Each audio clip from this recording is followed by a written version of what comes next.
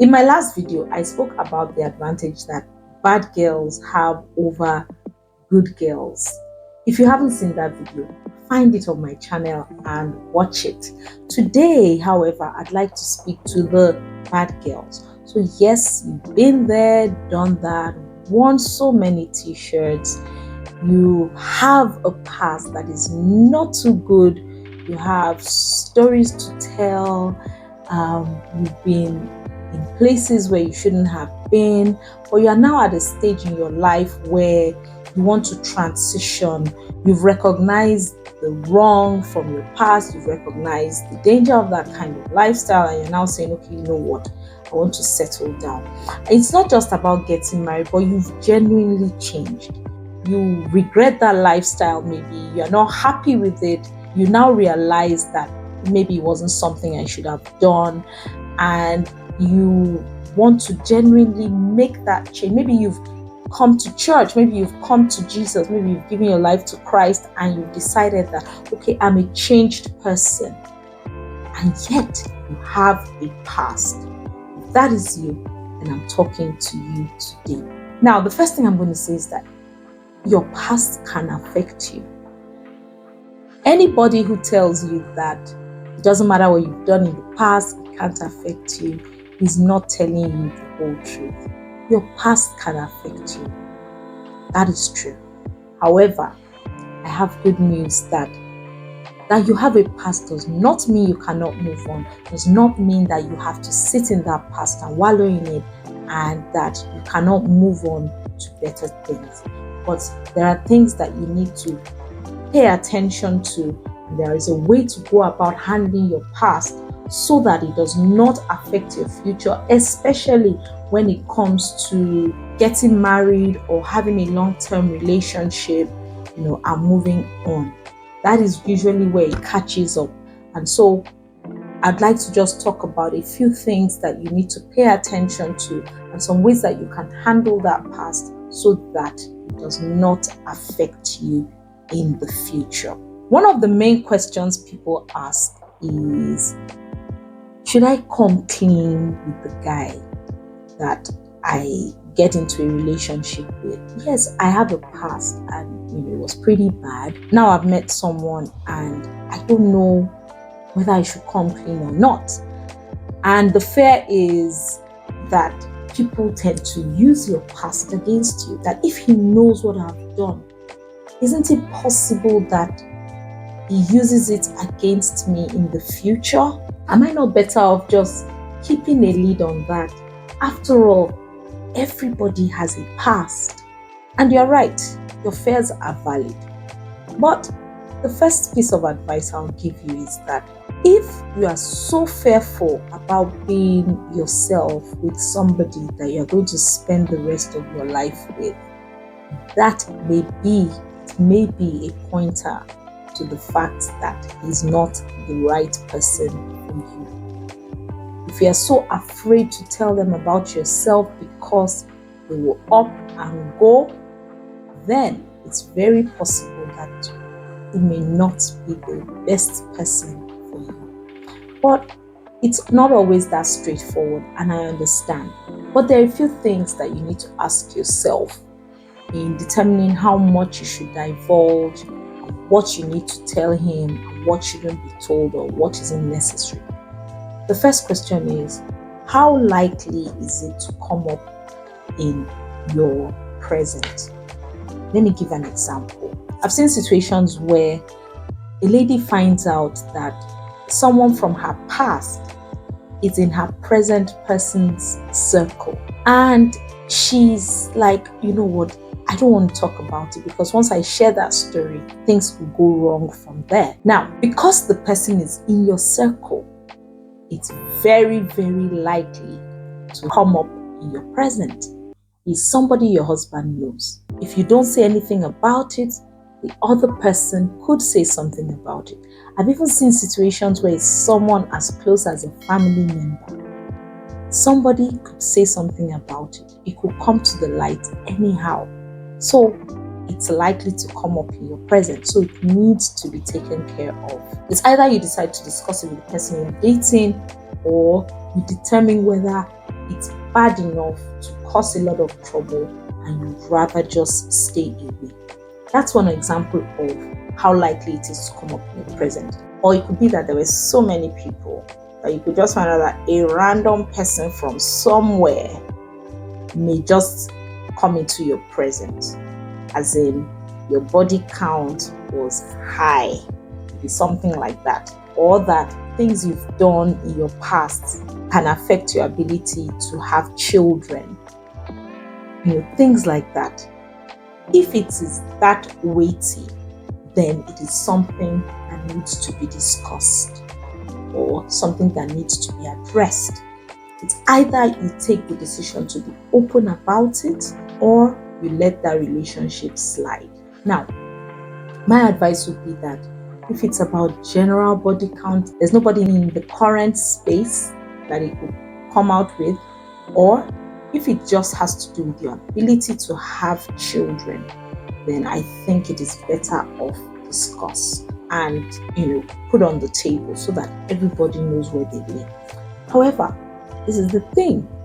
It doesn't mean that on day one or after 1 or 2 dates, you immediately start rattling out about your past and what you've done and what you've not done. No, you have to watch. You have to be discerning and you have to be wise in the way that you go about it. So you look out for the right time, make sure that it's with the right person. And I'll come to that in a short while. The second thing is, what kind of effect is it likely to have? Is it a life-altering effect? Like, oh, I dated your brother or your cousin or your dad once. I've done things with people within your family. Or I can't have kids. Now, those are life-changing effects. Or you may just find my picture on the internet somewhere. That would have a very difficult effect in the future. It's not like, oh, the body count was exponential or things are really bad and they will see it's a very public thing. Then that's one of the factors that you need to consider in deciding if it's something that needs to come up. And I'm saying this because some people, their past to them is very bad, but it may not be as bad in general terms. So you find out that, well, yeah, it was bad, but other people have done things like this and it's not that bad. But most importantly, it depends on the person that we are talking about. First of all, there are things that you would have realized about this person that they hold very, very dear to themselves. So somebody who is always going on about, oh, I want to marry a virgin. And of course, because of the new space you're in, maybe you've decided that I'm abstaining, I'm not doing any of that till we get married. Please, madam, let him know that, you know what, I'm not a virgin, I've done this, and it is your opportunity to come clean. If there are things that you feel he can find out that will have a devastating effect on him, you know how seriously he holds a certain matter, then it is important that if you know of anything about yourself that will affect his perception about you, if he finds out in the future, then you let him know now so he can take a decision, or walk away. Find somebody who is more accepting. So you ask, is he a very traditional man or is he more liberal in his outlook? If he's very traditional, then you know what you're up against. If he's a bit more liberal, then you know that he may still be accepting of certain things. So those are the kind of things you need to look out for. Another thing you need to look out for, is he a generally understanding and kind person? I'm not talking about towards you, I'm talking about to people generally. What's his attitude like towards people in general? When he hears about people in certain circumstances, people who have been through certain things, what is his attitude to them generally? Because you may think, oh yeah, he's very kind to me, he loves me, he this, he that. But what is his level of understanding like with other people? What's his attitude, his general attitude to other people? If he's a generally kind and understanding, then you know that he may be understanding towards me.